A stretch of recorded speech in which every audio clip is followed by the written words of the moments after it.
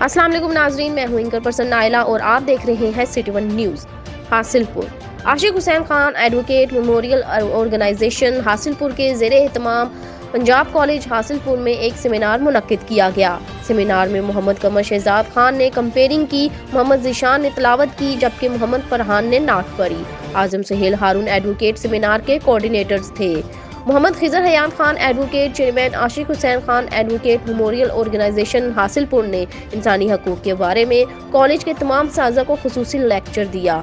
उन्होंने आईन पाकिस्तान में मौजूद तमाम इंसानी हकूक़ के बारे में शुरा को आगाही दी और इस बात पर जोर दिया कि तमाम साज़ा इंसानी हकूक़ के हवाले से तलबा को आगाही दें ताकि नौजवान नस्ल इंसानी हकूक़ से बाखबर हो और मुआशरे में इंसानी हकूक़ के हवाले से मरकजी किरदार अदा करने के काबिल हो। इंसानी हकूक़ की पामाली की सूरत में पाकिस्तान में मौजूद अदारों से राब्ता करके इंसानी और बुनियादी हकूक़ की फराहमी को यकीनी बनाया जा सकता है।